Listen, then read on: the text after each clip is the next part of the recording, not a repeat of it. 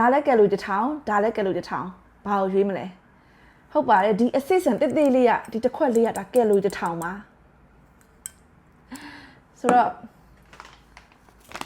IV ဒါလေးကိုထည့်ထားတာပါဒီတစ်ထုပ်ကကယ်လိုတစ်ထောင်ရှိပါတယ်ဒီတစ်ထုပ်လုံး IV ဒီလောက်ပဲရတယ်ပေါ့နော်ဆိုတော့150 gram ပါဆိုတော့အစစ်အစံကကယ်လိုရီအင်မတန်များပါတယ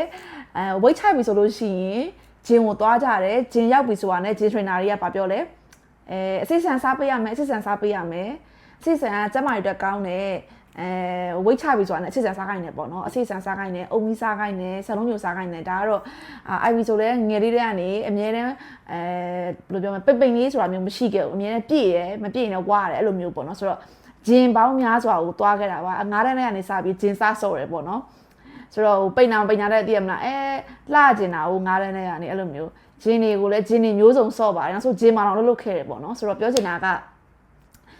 တခုခုဆိုတာနဲ့အစိတ်ဆန်စားခိုင်းနေပေါ့နော်အစိတ်ဆန်ဆိုတာတို့ကြောက်စရာကောင်းပါတယ်ကြည့်ပါအောင်ဒါလေးကကဲလို့တစ်ထောင်ပါဝိတ်တက်ဝိတ်ကြကဟိုစစစားရင်ဝိတ်ကြမယ်ဒီဟာစားရင်ဝိတ်တက်မယ်အဲ့လိုမျိုးမရှိပါဘူးเนาะဝိတ်တက်ဝိတ်ကြဆိုတာကတော့ကယ်လိုရီနဲ့ပဲဆိုင်ပါတယ်ရှင်ဆိုတော့ဒါကယ်လိုရီကိုမသိရတဲ့သူတွေအားပြီးပြောမှာပေါ့နော်ဝိတ်တက်တယ်ဝိတ်ကြတယ်ဆိုတာကကိုတက်တာလိုအပ်တဲ့ကယ်လိုရီပမာဏထက်ကြော်စားရင်ဝိတ်တက်မယ်ရှော့စားရင်ဝိတ်ကြမယ်ဒါပဲပေါ့နော်ဆိုတော့ကိုကအဲ့ဒါကိုဂျင်ထရိနာတွေကပြောတယ်အစစ်ဆန်စားရမယ်စာလုံးညိုစားရမယ်အဲ့လိုစားမှဝိတ်ကြမယ်အဲ့လိုပုံစံမျိုးထင်ကြတယ်ပေါ့နော်တကယ်တော့မဟုတ်သူတို့ကလည်းဒီပုံမှန်ထက်စားလို့ရှိရင်တော့ဒါကျမကြီးကောင်းတယ်ပေါ့ဒါလေးစားပေါ့နော်ဒါပေမဲ့ဘယ်သူမှအဲ့လိုမျိုးမတွေးဘူးလေနော် IV ဆိုတာလည်းဂျင်းနေအများကြီးသွားခဲ့တယ်အဲ့တုန်းကဆိုရင်ဒီလိုမျိုးကိုတိုင်းဒီလိုမျိုးဒီအာဟာရဗေဒနဲ့ပတ်သက်တဲ့ဘ ഹു တုဒ္ဒရာမရှိတော့ဆိုလို့ရှိရင်အစစ်ဆန်စားဆိုတော့အစစ်ဆန်တွေဝယ်တယ်ပေါ့နော်ဝယ်ပြီးတော့ထုတ်လိုက်ဝယ်လိုက်တယ်ဆရာတွေကလက်တဆုပ်စားလို့ပြောပေါ့နော်လက်တဆုပ်ဆိုတာဘယ်လောက်လဲ IV လက်ကိုကြည့်လက်အကြီးပဲဆုပ်လိုက်မယ်ဆိုရင်အများကြီးရတယ်ဟုတ်ပြီးတော့ तू ကဒီလိုမျိုးတိတိလေးဆိုတော့လေ TPG နဲ့ဆိုင်းနဲ့လက်တဆုပ်ကိုထားလိုက်ပေါ့နော်အဲ့လိုအထုပ်ဝင်တထုပ်ဆိုတထုပ်တစ်ခါလဲကုန်သွားအဲ့လိုမျိုးဒီလိုမျိုးတထုပ်ပေါ့နော်ဒီတထုပ်ကကယ်လို1000ရှိတယ်ကယ်လို1000 TPG နဲ့လာစားလိုက်ဆိုင်းကုန်သွားတာပဲပြောချင်တာကအရန်ကြောက်စရာကောင်းတယ်ပေါ့နော်အစိဆန်ဆိုတာကလေပြီးတော့အစိဆန်စားပေးရမယ်အစိဆန်မှာကောင်းတဲ့အစီတွေပါတယ်ဟုတ်ပါတယ်ကောင်းတဲ့အစီပါပါတယ်ဒါပေမဲ့အဲ့ကောင်းတဲ့အစီရဖို့အတွက်အစိဆန်တကူတခါကြီးစားစရာမလိုပါဘူးเนาะအိုမီဂါ6ပေါ့เนาะအဲ့အစီကဆိုတော့အိုမီဂါ6ရဖို့အတွက်ကိုတကူတခါကြီးကယ်လိုရီအရန်များတဲ့ဟာကြီးကိုစားနေစရာမလိုဘူးเนาะစဉ်းစားကြည့်တဲ့ကိုရီးယားဝိတ်ချပါတယ်ဆိုမှကယ်လိုရီကို short စားနေရတာဒါအပြင် IV တော့ main ကလေးတွေယောက်ျားလေးတွေလိုမျိုးကယ်လိုရီအများကြီးစားလို့ရတာမျိုးမဟုတ်ဘူး IV တော့ main ကလေးတွေအရက်ပူတယ်ဟုတ်ဒီကြားထဲ muscle တွေအယိုးတွေကလည်းနည်းတယ်အယိုးတွေကလည်းဒီယောက်ျားလေးနဲ့ရှင်လို့ရှိရင်ပေါ့တယ်ပေါ့နော်အဲ့အတွက်ကြောင့်ကယ်လိုရီကို short စားရတယ်ဒါတော့ IV အရက်9ပေ9ခွဲဆိုတော့အရက်9ပေသမားတွေ9ပေအောက်တွေဆိုဘယ်လိုလုပ်မလဲကယ်လိုရီ1000ကျော်လောက်ပဲစားရမှာအဲ့ဒီမှာအစစ်အဆန်မှာစားခိုင်းမယ်ဆိုလို့ရှိရင်ဘယ်လိုလုပ်ပြီး weight ကြတော့မှလဲစဉ်းစားကြည့်တော့IV gym trainer တွေကိုဘလိန်းတာမဟုတ်ဘူးပြောပြတာကဆရာတွေမှန်တယ်ဟုတ်တယ်ဒါပေမဲ့ဆရာတွေယောက်ျားလေးဖြစ်တဲ့အတွက်ကြောင့်သူတို့ကကယ်လိုရီအများကြီးစားလို့ရတယ်ဒါအပြင်သူတို့က muscle တွေနဲ့ဆိုတော့သူတို့တရက်တာမှာသူတို့ကယ်လိုရီ2500ဆိုတော့သူတို့အသားလေးစားလို့ရတယ်ဒါပေမဲ့ IV တော့ main ကလေးတွေ IV တော့ muscle ရှိနေရသူလည်းမဟုတ် muscle ရှိရလည်းမကြိုက်ဘူးအခုချိန်ထိပေါ့နော်အသက်ကြီးတော့ကြိုက်မှာပေါ့နော်ဆိုတော့စကားဆိုအဆုံးပြောလို့မရအောင်ဟုတ်ဆိုတော့ပြောချင်တာက IV တော့ main ကလေးတွေကကယ်လိုရီနည်းနည်းလေးပဲစားရတယ်အဲ့ချိန်မှာဒီလိုမျိုးကယ်လိုရီဘုံဖြစ်တဲ့IVထားတဲ့ကယ်လိုရီဘုံလို့ခေါ်တယ်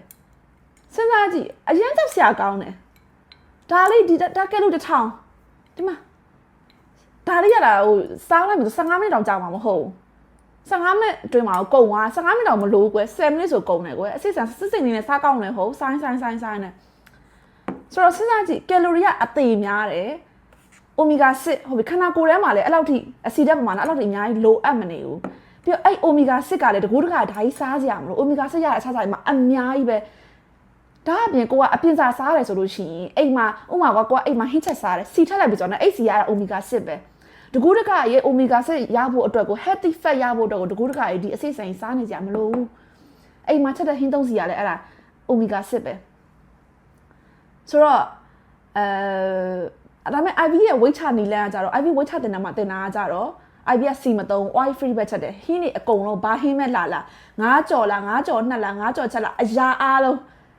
9မုတ်ကြော်လားအကုန်လုံး IV က C မထည့်ပဲနဲ့ C မသုံးပဲနဲ့ပဲရအောင်ချက်တယ်ရအောင်ကြော်တယ်အဲ့ဒါကြောင့်လဲ IV 9လောက်မှာပေါင်80ကျသွားတာ IV ခန္ဓာကိုယ်ကတက်သေးပဲ IBC တွေကိုလုံးဝမစားဘူးအစစ်ဆန် no လုံးဝမစားဘူးဒါပေမဲ့ IB ခန္ဓာကိုယ်ကြည့်တဲ့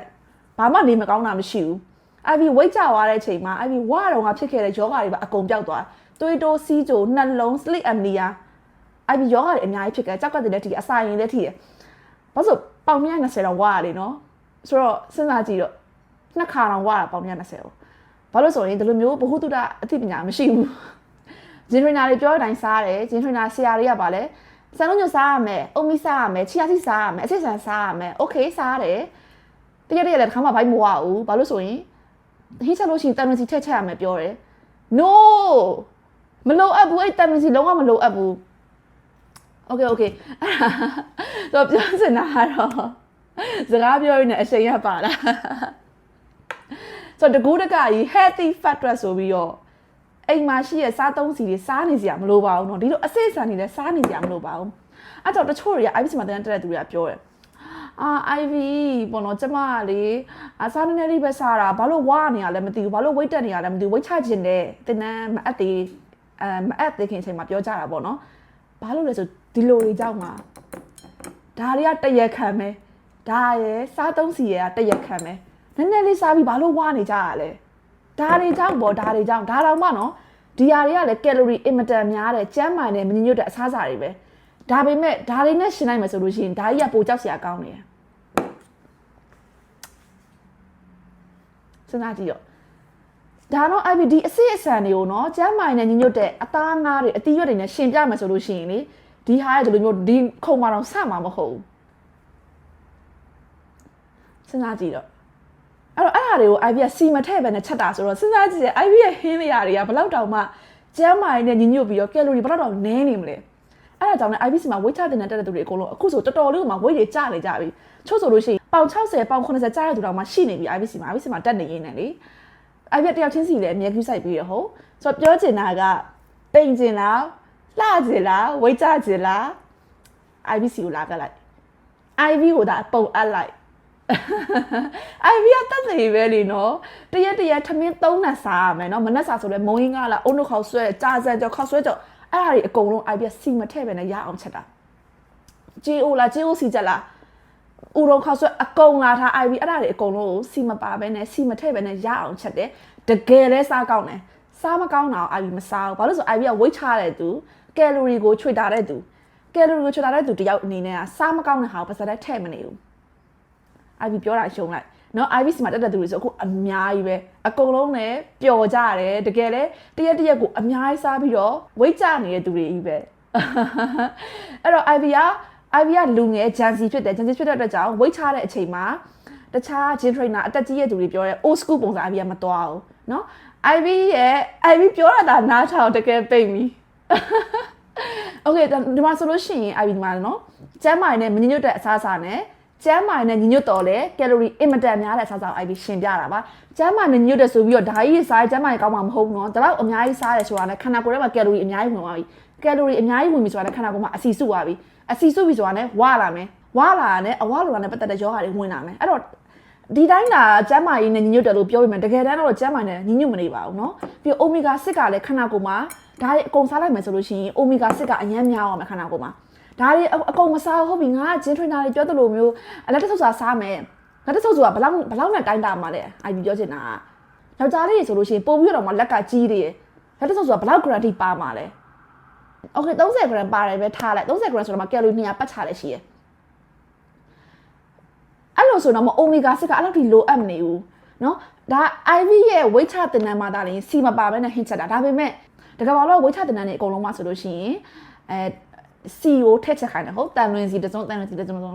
အဲ့မှာလေအိုမီဂါ6ကအများကြီးရသွားပြီအဲ့တန်လွင်စီမှာအိုမီဂါ6တွေလည်းဘုံကြီးပဲတန်လွင်စီမှာမဟုတ်မြေပဲစီဘာစီပဲဖြစ်အိုမီဂါ6ပါတယ်ကွယ်ပြောချင်တာကဒီအိုဆောင်းစီတော့ထားပေါ့နော်ပြောချင်တာကတော့IB ပြောစီတွေအကုန်လုံးမှာအိုမီဂါ6ပါတယ်စီဆိုတာအိုမီဂါ6ပဲကွယ်တကူးတကကြီးအိုမီဂါ6ကိုဒီကနေသွားပြီးယူနေစရာမလိုဘူးတိတာပြီးတော့ဒီအစစ်စံမှာပါတဲ့ဒီတခြားကောင်းကျိုးတွေရှိရကွယ်အဲ့ဒါတွေကလည်းလေဒီ IB တို့စားတဲ့ဘာဝအစားအစာမှာအကုန်ပါပြီးသားအသီးရွက်တွေအသားငါးတွေမှာအဲ့ဒီအစိတ်ဆန်ရရတဲ့ဓာတ်တွေပါတဲ့အသီးရွက်အသားငါးတွေအများကြီးရှိတယ်တကူးတကကြီးကယ်လိုတက်ခိုင်ပြီးဒါကြီးစားနေစရာမလို IB ပြောချင်တာကကဲဆိုတော့ဘာကြောင့်နည်းနည်းလေးစားပြီးဝိတ်တက်တယ်ဆိုတာကိုသိမယ်ထင်ပါတယ်